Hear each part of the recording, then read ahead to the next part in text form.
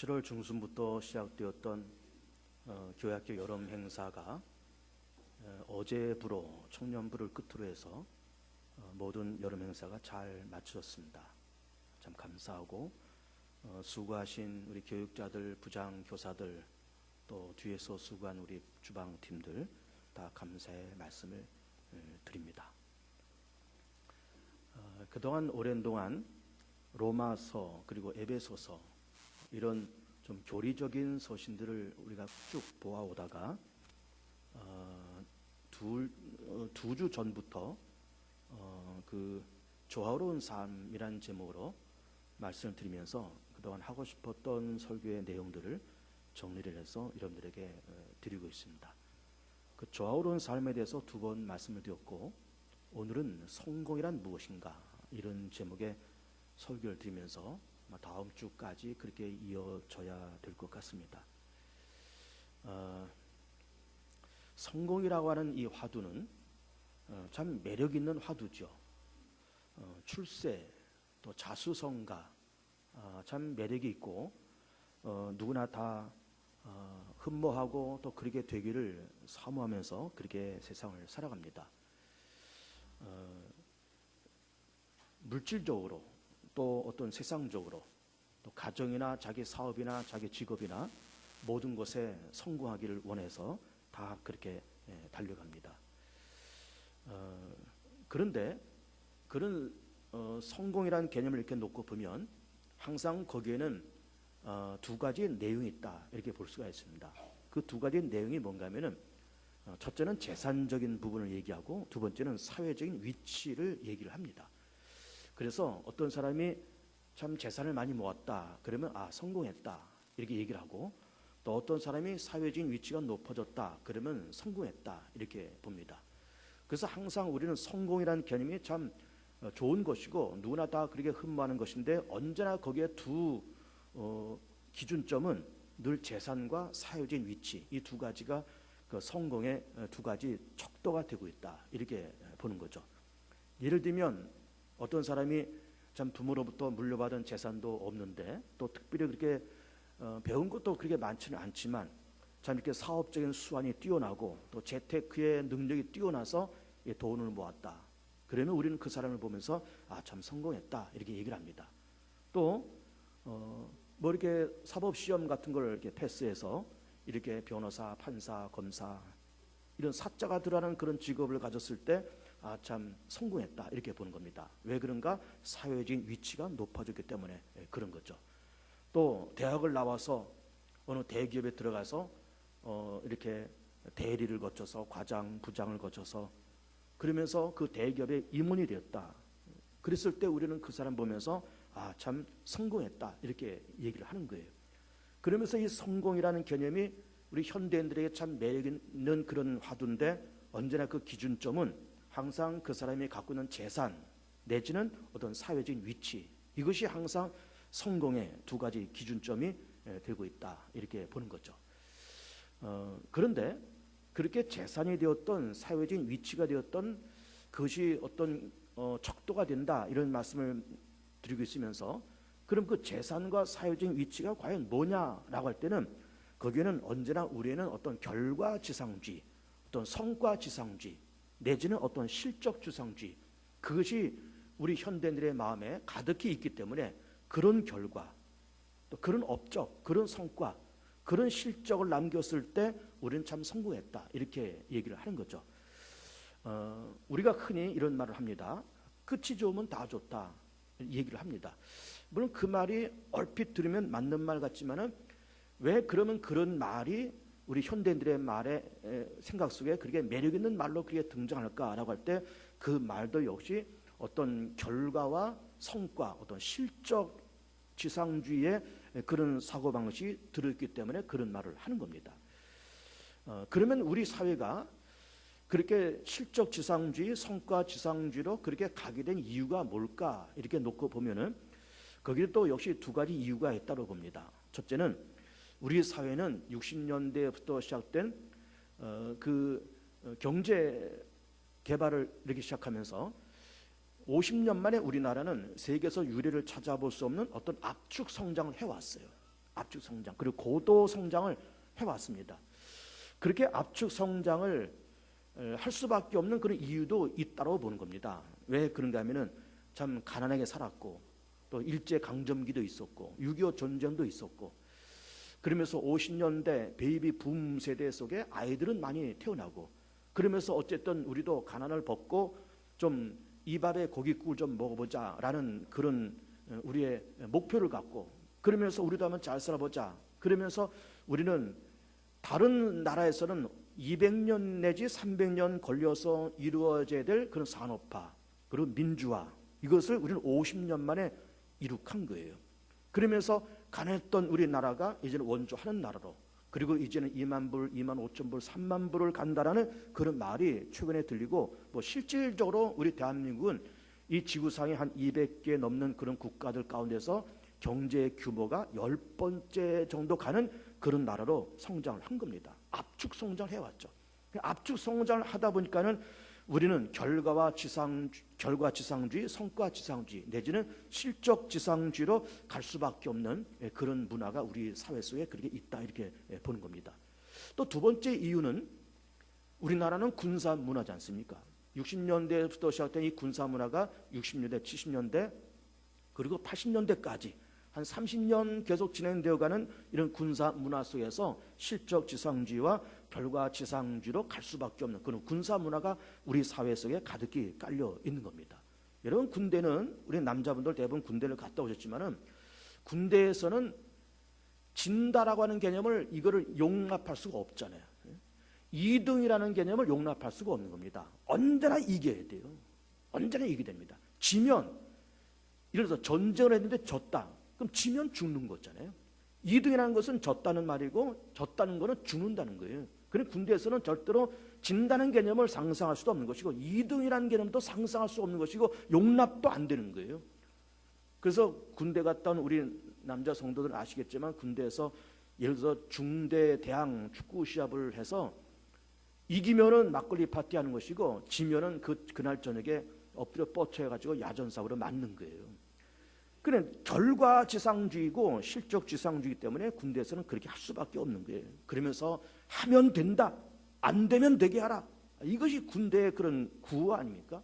그런데 그 군사 문화가 고스란히 우리 대한민국 사회에 들어오면서 실적지상주의 그러면서 결과지상주의로 우리나라가 그렇게 갈 수밖에 없었죠. 물론 그런 것을 통해서 이렇게 50년 만에 압축 성장을 하게 된 그런 요인이라고도 볼 수도 있는 것이고 어떤 그렇게 군사 문화와 압축 성장을 해가면서 그런 어떤 긍정적인 부분도 있지만은 부정적인 면도 우리 사회에 참 많이 있었던 것도 사실인 겁니다. 이런 군사 문화가 하면 된다. 실적 위주의 이런 문화가 기업에도 똑같이 이렇게 들어오면서 기업도 연초가 되면은 이제 이런 현수막을 내거는 겁니다. 그러면서 올해 우리 회사의 매출 목표는 얼마, 그리고 몇 %, 성장 이런 것이 현수막에 딱 걸면서 그러면서 이제는 사장이 다 이제 분과별로 예를 들어 영업팀이 있다 그러면 영업팀 1팀, 2팀, 3팀 있으면은 영업 1팀 너희들은 올해 실적 이만큼 해야 돼. 2팀 이만큼 해. 3팀 이만큼 해. 그러면서 서로 팀끼리 경쟁을 붙여가지고 그러면서 이게 실적이 좋으면은 연말에 성과급도 주고 실적이 좋은 팀장한테 진급 우선순위를 주고 그러면서 이런 군사 문화의 실적지상주의 이 문화가 기업에도 똑같이 그렇게 들어오게 된 거예요. 교회도 그렇습니다. 교회도 이런 군사 문화와 실적지상주의 문화가 교회도 똑같이 들어와서 이제는 교회도 이제는 올 연말 내년 초 그러면서 우리 교회도 앞으로 몇 % 성장 몇 명 전도 이렇게 하면서 교회도 어떤 실적지상주의와 이런 성과지상주의가 교회도 똑같이 그렇게 다 들어온 거예요.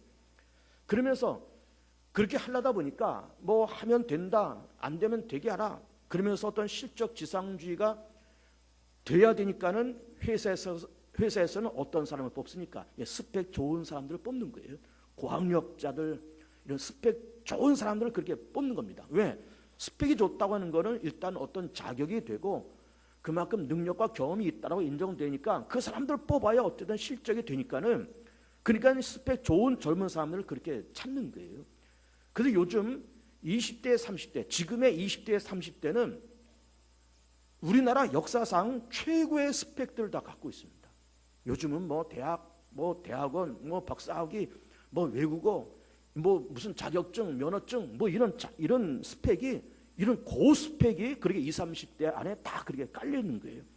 뿐만 아니라 여자들은 외모도 능력이다 이렇게 하면서, 그러면서 요즘은 20대, 30대 젊은 여성들이 안 예쁜 여자들이 없습니다. 왜 그런가? 전부 다 피부 관리하죠. 얼굴 고치죠. 외모도 능력이고. 그러니까는 이제는 남성들은 고스펙, 여성들은 그냥 이걸 만지고 고쳐가지고 예전에 안 예쁜 여자들이 없는 거예요.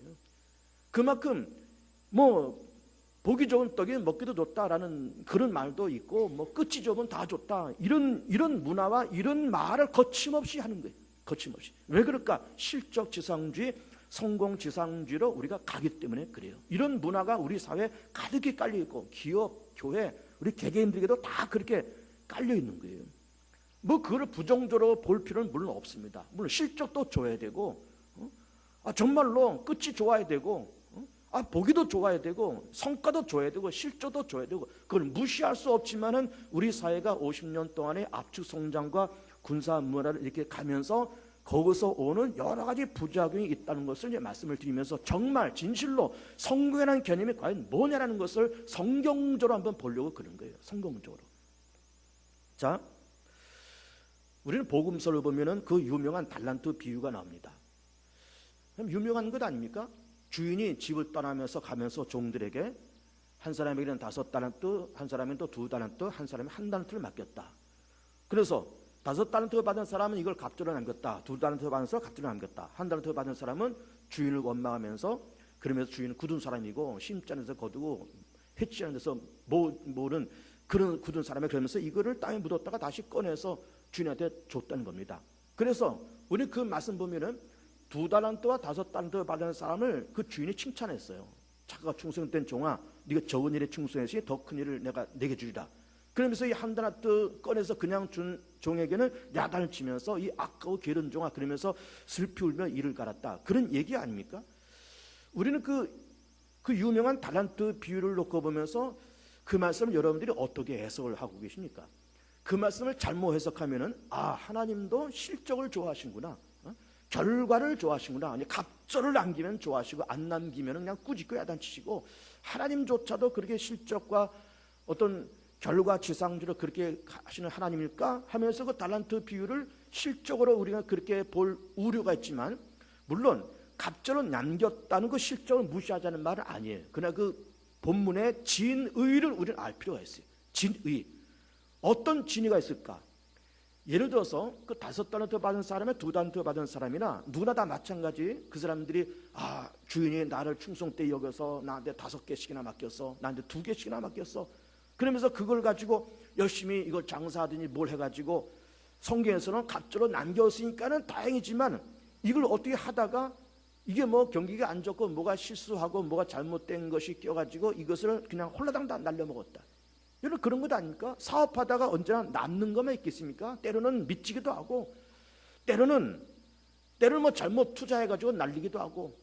그래서 이 사람이 5달란트, 2달란트 받았다가 이거를 홀라당 다 날렸다. 물론 한 달란트 받은 사람도 뭐 어떻게 하든지 나한테 1달란트밖에 안 줘, 뭐 이렇게 하지 말고, 그래도 나한테 1달란트씩이나 맡겼어, 그러면서 이걸 가지고 열심히 뭘 해가지고 갑절로 남겼으면 물론 좋지만 이걸 해가지고 남기지 못했다. 5달란트 받은 사람 남기지 못하고 2달란트, 1달란트 받은 사람도 이걸 어떻게 선하게 사용해서 남겼으면 좋은데 못 남겼다. 못 남기고 원금도 까먹었다.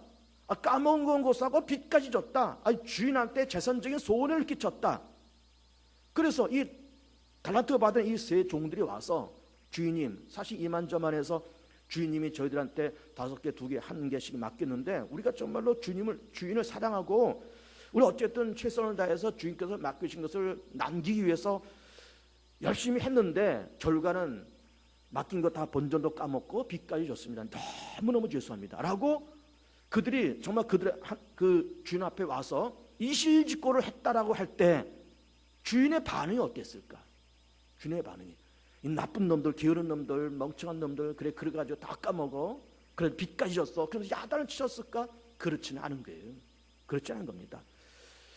물론 우리는 달란트 비유를 보면서 하나님께서 우리에게 주신 여러 가지 시간, 물질, 은사 그런 걸 선하게 사용해서 주인을 기쁘게 해드리고 우리가 갑절로 남겨서 자꾸 하나님의 일을 번창시켜 나가야 된다 라고 하는 그 전통적인 해석을 무시할 수는 없지만, 그러나 주인의 뜻은 갑절로 남긴 것보다는 그것을 위해서 네가 얼마큼 선한 동기와 정당한 과정과 얼마큼 이걸 하기 위해서 네가 땀과 노력과 애씀과 네 진심이 그 속에 들어있느냐, 네 진심이 그 속에 얼마나 들어있느냐, 이거를 보기를 원하셨을 거예요. 그래서 이 달란트 받은 사람들이 주인님 정말 우리의 진심을 알지 않습니까? 우리가 정말 이거를 열심히 해서 주인을 기쁘게 해드리려고 애를 쓰고 정말 갑절이 아니면 뭐 그 이상으로 우리가 남기려 했지만 이게 잘 안 돼서 다 까먹었습니다 라고 그렇게 진심을 보여줬으면 주인도 그렇게 야단칠 주인은 절대로 아닌 거예요. 절대로 아닌 겁니다. 그러니까 우리는 성경을 보면서 우리는 지금 이 20세기 21세기를 지나가면서 실적지상주의, 결과지상주로 이렇게 세상에 흘러가지고 또 그런 문화가 세상 속에 있지만은 하나님도 그런 실적과 결과지상주로 그렇게 가실까? 절대로 그렇지 않다는 것을 우리는 알 필요가 있다 이 말이에요. 자, 오늘 우리는 본문을 요한복음 19장을 선택했습니다. 28절부터 30절까지 말씀 보시면 이 말씀 예수님께서 33년 동안의 삶을 마치시고 십자가에서 죽으시는 모습이잖아요. 내가 목마르다 다 이뤘다 하고 말씀하시면서 다 이뤘다 말씀하시면서 영원히 떠나가시는, 운명하시는 그런 걸 지금 묘사를 하고 있는 겁니다. 그러면 정말 세상을 평가하고 사람을 평가할 때 실적과 결과지상주로서 사람을 평가한다 그러면은 참 미안한 얘기지만 예수님도 실패자로 볼 수밖에 없어요. 그러지 않습니까? 33년 동안 열심히 활동하시고 3년 동안 공생 열심히 하시고 뭐 죽은 자도 일으키고 뭐 병든 자 고치고 물리를 걷고 뭐 오병이어 기적 일으키고 다 했지만은 마지막에 그냥 십자가에서 그냥 죽으셨다. 그런 결과와 어떤 마지막만 놓고 본다 그러면은 예수님도 실패자로 볼 수 있는 겁니다. 예수님의 제자들은 안 그렇습니까? 바울은 복음 전하다가 로마에서 참수당해서 죽고 베드로도 로마에서 십자가에서 거꾸로 박혀서 죽었고요. 예수님의 제자들 사도 요한만 빼놓고 전부 다 순교를 했습니다. 다 순교했어요. 그러면 그 사람의 인생의 결과와 어떤 일의 결과만 놓고 본다 그러면은 예수님도 실패자, 사도 바울도 실패자, 세례 요한도 실패자, 세례 요한도 참수당해서 죽었잖아요. 세례 요한도 실패자, 예수님 제자도 실패자. 그럼 업적과 결과와 실정 위주로만 모든 것을 판단한다 그러면은 예수님도 실패자고 다 실패자일 수밖에 없어요. 그런데 정말로 성경에서는 어떤 결과와 실적만 갖고 평가하는 그런 하나님이고 그런 하나님의 세상일까라고 하면은 절대로 그런 것이 절대로 아니에요. 절대로 그렇지 않습니다. 제가 말씀드리고 싶은 것은 결과를 무시하자는 말이 아니에요. 갑절을 남겼다 그것을 무시하자는 말도 아니에요. 갑절을 남긴 건 물론 좋고 끝이 좋으면 다 좋다는 말도 절대로 무시할 수 없는 것이고 고스펙 절대로 무시할 수 없는 것이고 실적과 결과 절대로 무시할 수 없는 거지만 동기와 과정도 한번 보자 이거예요. 저 사람이 어떤 동기를 가지고 그 일을 시작했고 어떤 과정을 거쳐서 저 사람이 저렇게 가고 있느냐, 그래서 나서 어떤 결과가 찾아왔느냐라고 하는 것을 한번 보자 그 말이에요. 예를 들면 뭐 저도 목회자가 목사이지만은 뭐 그래도 우리 개봉중앙교회는 그래도 한 500~600명 모이는 예산이 그래도 넉넉한 예산 주시면서 교회가 1년 동안 운영하는데 큰 어려움이 없고 한 500~600명 모이는 그런 중형교회입니다. 그래서 이 수도권에서 이런 중형교회 참 괜찮은 교회예요. 그러나 예를 들어서 아주 산골 벽지, 산골 어촌에서 혹은 섬 동네에서 할머니도 한 2~3명 앉혀놓고 목회하는 그런 목사님들도 있는 거예요. 그렇잖아요. 실제로 많이 있는 겁니다. 근데 목사님들이, 여러분 목사들이요 대부분 고스펙입니다. 고학력자들이고 다 고스펙이에요. 대부분 다 대학 기본적으로 다 나왔고요. 4년제 대학 대부분 나오고요. 적어도 학위는 2개, 3개씩은 다 갖고 있어요. 그럼 그 고스펙을 갖고 있는 목사들입니다. 대부분이. 그러면 그런 목사님들이 그런 할머니 2명, 3명 앉아있는 그런 어촌, 농촌에서 20년, 30년을 목회를 하고 있는 거예요. 그러면 결과만 놓고 보면은 그런 목사님들은 그 실패한 목사일까? 여러분 그렇지 않습니다. 절대로 그렇지 않아요. 결과와 실적과 어떤 외형적인 모습 보면서 성공한 사람이다 실패한 사람이다 쉽게 판단하는 것은 절대로 이건 아닌 거예요. 절대로 아닙니다. 여러분, 우리 교회 분이엘 전도단이 있지 않습니까? 그 분이엘 전도단을 언제 만들었는가 하면은 제가 우리 개봉주한께 부임해서 그 다음 해부터 분이엘 전도단을 만든 것 같아요.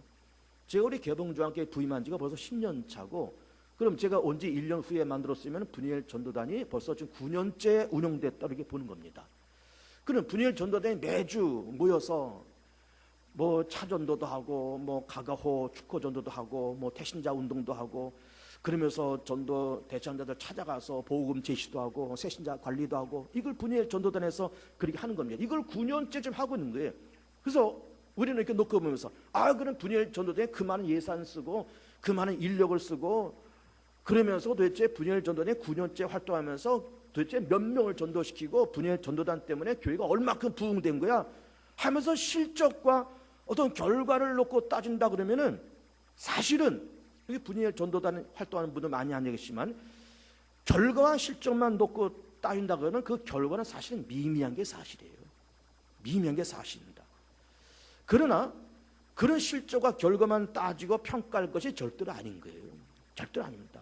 어제는 영혼을 사모하는 마음으로 복음을 전하고, 또 땅끝까지 이르러서 내 증인이 되고 내 집 근처 다니면서 건질 죄인 많도다고 말씀하시니, 그리고 이 복음을 전하지 않으면 우리가 화로다 말씀하셨기에 복음 전파가 우리의 사명이고 그렇게 하는 것이 교회의 본질이고, 전도는 교회의 본질이잖아요. 교회의 본질. 전도는 교회 5대 사명 가운데 한 사명 아닙니까? 그것이 사명이고 예수님의 지상 명령 때문에 그런 동기를 가지고 하는 것이지, 물론 그렇게 해서 좋은 결과가 나타나서 분이엘 전도단에 활동하면서 1년에 뭐 수십 명씩 등록하고 정착하고 그러면서 교회가 그 전도단 때문에 교회가 막 확확 부흥되고 그러면 좋지만은, 그런 결과와 실적만 갖고 모든 것을 평가하는 것은 굉장히 위험하다라는 말씀을 드리고 싶은 겁니다. 여러분, 무료급식도 하지 않습니까? 우리가 목요일마다 무료급식 벌써 우리가 몇 년째 하는 겁니다. 여러분, 이거 돈도 돈이지만 이 인력과 수고는 이루 말할 수가 없습니다. 이 무료급식 사업이. 그런데 여러분, 무료급식 몇 명이 온 줄 압니까? 우리 스태프는 한 10명 가까이 와서 일을 하고요. 몇 명이 와서 밥을 먹느냐? 적으면 150명, 많으면 200명이 와서 밥을 먹어요. 이 절대로 적은 수고가 아닌 거예요. 이 매주 이거를 반복해서 한다고 하는 것이.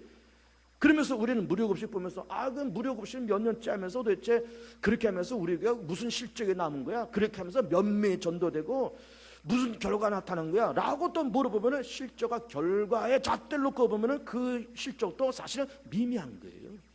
그렇지만 미미하지만 한 영혼을 사모하는 마음으로, 그저 오갈 데 없는 어떤 노인들, 어려운 분들, 그래서 일주일에 한 번씩 따뜻한 밥 한 끼를 제공한다는 그런 이런 하나의 순수한 동기와 정당한 과정 속에서 그렇게 하는 것이지, 결과만 놓고 따지면 사실은 굉장히 위험한 겁니다. 굉장히 위험한 거예요. 여러분, 그 조희팔 씨라는 사람 압니까? 조희팔 씨? 몇 년 전에 이 사람이 대구를 중심해서 대대적인 사기를 쳤던 사람이에요. 그래서 주로 이제 농사 짓는 분들 아니면 은퇴자들, 그 사람들한테 아주 그 감언 이술로 이렇게 속이면서 얼마를 투자하라, 5천만 원 투자하라, 1억 투자하라, 투자하면 이거를 안마의자기를 이거를 뭐 미용실에 뭐 어디에 이게 다 납품해서 거기서 오는 이익금을 다 배당해 주겠다. 그래서 한 달에 이걸 5천만 원 투자하면은 뭐 한 달에 통장에다가 200만 원씩 꼬박꼬박 넣어주겠다. 1억을 투자하면 한 달에 뭐 500만 원씩 꼬박꼬박 넣어주겠다. 그러니 요즘 같은 저금리 시대에 이게 뭐 얼마 넣으면은 통장에 얼마씩 넣어준다고 하는 이 말이 얼마나 감언이 있습니까? 그래가지고 거기에 속아서 이 조이팔한테 적게는 몇 천만 원, 많게는 뭐 2, 3억씩 그냥 다 투자를 한 거예요. 은퇴자들이 퇴직금 받은 거 다 집어넣고, 농사 짓는 일평생 농사만 짓는 분들이 농사 안 줘도 이거 투자하면 한 달에 뭐 2, 300만 원씩 꼬박꼬박 넣어준다니까. 거기에 혹해가지고 땅 팔고 논 팔고 해가지고 거기다 다 집어넣는데, 그렇게 해서 이 조이파리가 모은 돈이 얼마인가? 3조를 3조. 대구를 중심 3조를 모아가지고 이 사람이 중국으로 도망갔어요. 뭐 그 이후에 뭐 죽었네 살았네 뭐 말이 많지만 그런 일이 벌어졌습니다. 그럼 우리는 그 회사를 놓고 보면서 대구를 중심해서 그 사업을 이 조이파리가 그렇게 했는데, 그럼 그렇게 해가지고 막 처음에는 몇 천만 원, 그 다음에 몇 억, 수십억, 조 단위까지 올라가면서 이야 조이파리 성공했어. 실적만 놓고 보면 그 사람은 성공한 사람이죠. 실적만 놓고 보면. 그러나 까 뒤집어 놓고 보니까 이게 사기꾼이다. 이게 사기꾼이야. 사기꾼이다 이거예요. 그러니까 우리가 세상을 어떤 외형적이고 실적 위주로 세상을 판단하는 것이 얼마나 위험한 일이냐 이 말이에요. 여러분 미안하지만 대우그룹이 해체됐잖아요. 근데 우리의 기억 속에 대우그룹은 70년대 80년대 대우그룹은 우리 젊은 사람들한테는 선망의 기업이었습니다. 그렇잖아요. 7, 80년대 잘 나가는 회사였습니다. 김우정 씨 중심에서 대우그룹이 잘 나갔습니다. 그런데 결과는 전부 다 이렇게 해체됐습니다. 왜 그랬을까? 저는 대우그룹에 있었던 사람의 얘기를 들어서 직접 들어서 압니다. 기업을 인수합병하면서 여기서 인수하는데 은행 돈 빌려서 이 기업을 인수하고, 인수한 이 기업을 또 담보 잡혀서 이걸 인수하고, 이걸 담보 잡혀서 이걸 인수하고, 그러니까 A를 담보 잡혀서 B를 인수하고, B를 담보 잡혀서 C를 인수하고, C를 담보 잡혀서 D를 인수하고, 그러면서 기업이 자꾸 20개, 30개 자꾸 늘어났지만 이걸 딱 까집어 놓고 보니까는 전부 다 빚덩어리였던 거예요. 그래서 이것이 와해돼 버린 겁니다. 그러니까 우리는 야 정말 잘 나가는 기업, 잘 나가는 재벌, 잘 나가는 사장, 잘 나가는 회장, 우리 그렇게 한때 평가하고 그렇게 했지만 이걸 딱 까집어 놓고 보니까 이게 다 허당이고 다 빚잔치고 다 사기꾼이고 그렇더라고 말이에요. 그렇다고 말입니다. 자, 신천지 사람들이 지금 신천지 교인이 한 10만이 넘는다 그럽니다. 20만도 가까이 된다 그런 말도 하고 10만, 20만 그렇게 된다 그럽니다. 신천지가. 그리고 이 하나님의 교회 안상홍 씨를 중심으로 한 이 하나님의 교회, 이 하나님의 교회도 아주 극성입니다. 요즘 극성해. 여기저기 땅 사고 교회 사고 막 교회 다니는 사람들 미혹해서 끌어당기고, 그러면서 그 교단도 신도가 수십만이 지금 되고 있다 그렇게 얘기를 해요. 그러면은 이 신천지 이만이 벌써 신도가 10만이 넘었대, 20만이 넘었대. 야 성공했네. 안상홍 증인의 안상홍 씨는 죽었습니다. 그 부인이 지금 어머니 하나님으로 활동하고 있어요. 어머니 하나님으로. 세상에 어머니 하나님도 있더라고 거기서는. 그리고 그 부인이 어머니 하나님 하면서 신도들 끌어모으면서 별짓을 다 하고 있으면서 신도 수십만이 됐습니다. 그럼 성공한 거예요? 그렇게 해서 수십만이 됐으면 성공한 거냐고. 그런데 그걸 딱 까놓고 보면 이단이잖아요. 사단의 앞잡이잖아요. 사단의 앞잡이. 그러니까 우리는 세상을 성공했다, 성공 안 했다, 실패했다라고 하는 거를 우리는 도대체 어떤 관점을 가지고 봐야 되느냐 이 말이에요. 자, 다윗과 솔로몬 한번 봅니다. 부자지간 아닙니까?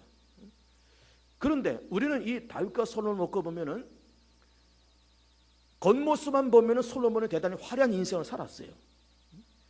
정말 지혜도 있고 부귀 영화도 있고 그 주변에 여자가 1000명이 있었습니다. 부인이 1000명. 그냥 그 지혜가 월등해서 그냥 그 근동 지방에서 아프리카에서 막 그냥 모든 사람들이 솔로몬의 지혜와 솔로몬이 지은 그 궁궐의 그 엄청난 규모를 보려고 사방각지에서 그렇게 찾아왔습니다. 그런데 솔로몬은 나중에 인생을 실패합니다. 나중에 믿음 까먹고 그 수많은 여인들 틈바구니에서 그 여인들이 가져온 우상과 그런 것에 미혹되면서 그 말로는 믿음을 버려요 솔로몬이. 그래서 업적과 치적 위주로 본다 그러면 솔로몬은 성공한 사람처럼 보이고 다윗은 실패한 사람처럼 보이는 거예요. 다윗은 성전을 짓고 싶었지만 하나님께서 다윗한테 성전 짓는 것을 허락하지 않았습니다. 그리고 다윗은 그 모든 것을 준비하고 그 아들 솔로몬이 그 거대하고 휘황찬란한 성전과 궁궐을 그렇게 지었어요. 그래서 규모와 어떤 외형적인 모습만 보면은 솔로몬은 성공한 사람이고 다윗은 참 초라하게 실패한 사람처럼 보이지만은, 그러나 진정 그 내막을 들여다보면은 정말로 다윗이 성공한 사람이었어요.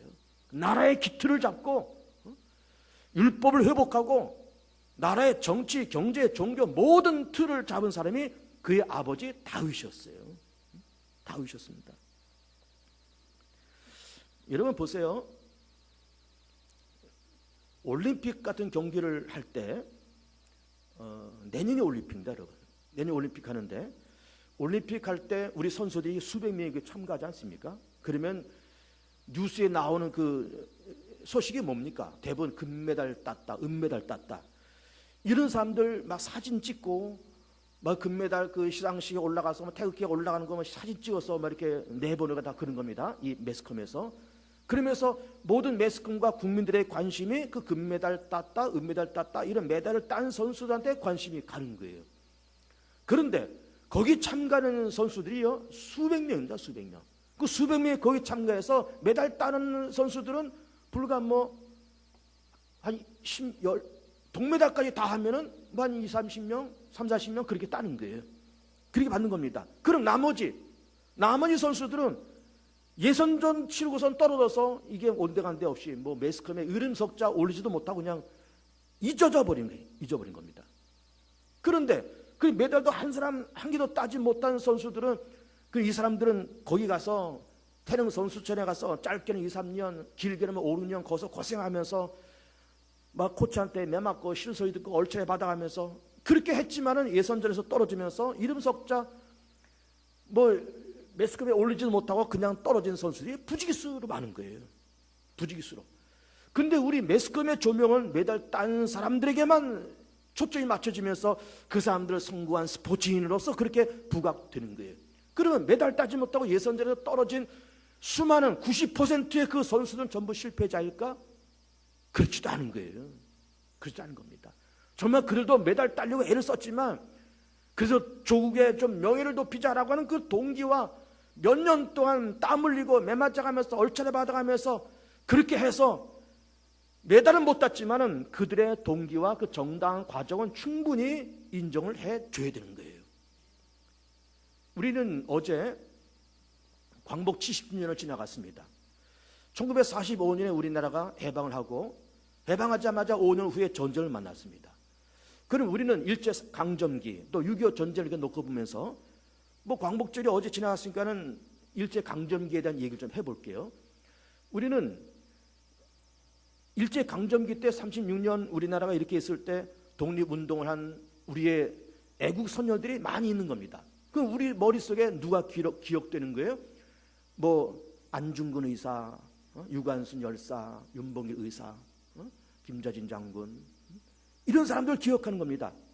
그러면 그런 분들은 참 훌륭한 분들이고 다 기억하지만은 그러나 정말로 이름도 없이 빛도 없이 나라의 독립을 위해서 국내에서 국외에서 활동하다가 쥐도새도 모르게 죽어서 없어진 사람들, 독립전쟁하면서 싸우고 전쟁하다가 그냥 이름 없이 산에서 들에서 죽어서 그냥 없어진 사람들, 이름도 기억도 못하고 그 사람의 독립을 위해서 뭘 했는지 아무도 기억하지 못하고, 그렇지만 그 사람들의 그분들의 땀과 눈물과 헌신이 있어서 오늘의 대한민국이 이렇게 존재하는 거예요.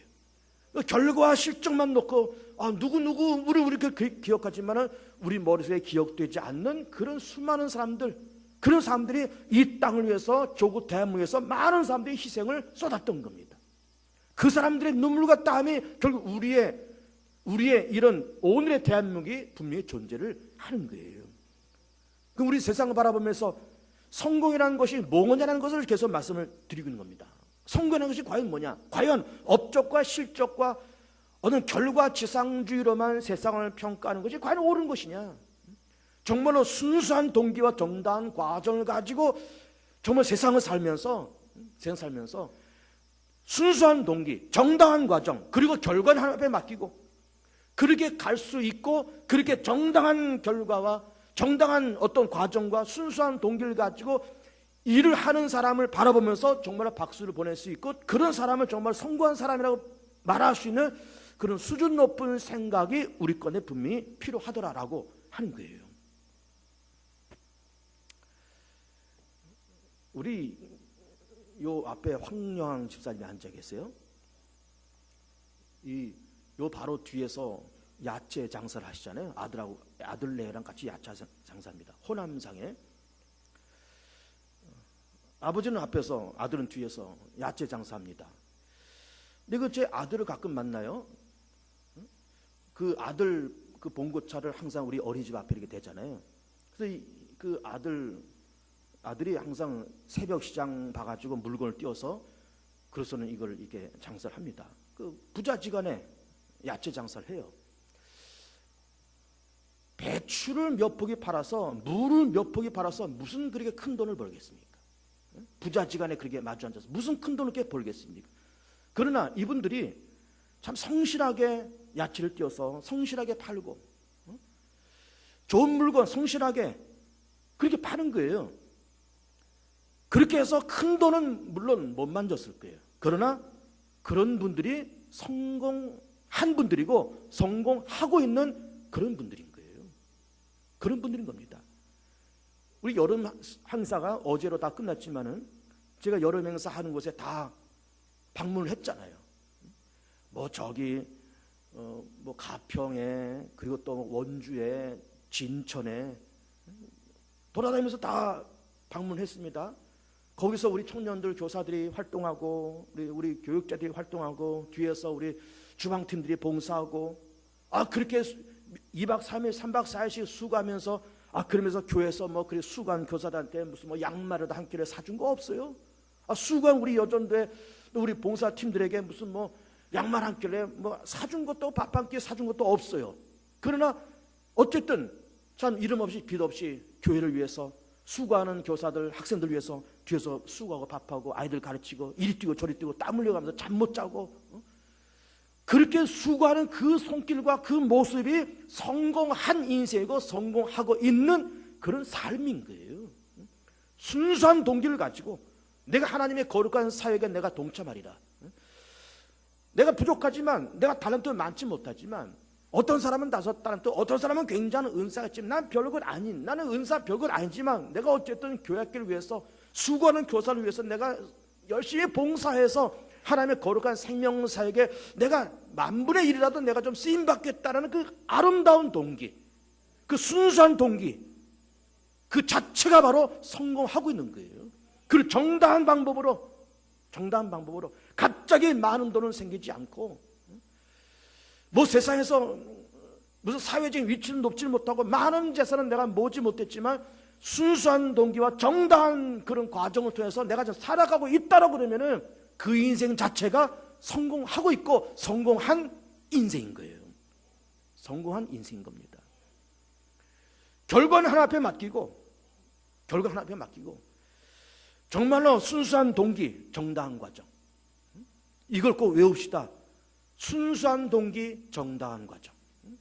동기는 순수하고 과정은 정당하고, 그리고 모든 결과는 앞에 맡기면서 살아가는 그런 삶이, 이것이 바로 성공한 인생이고 성공하고 있는 그런 인생이다라고 하는 겁니다.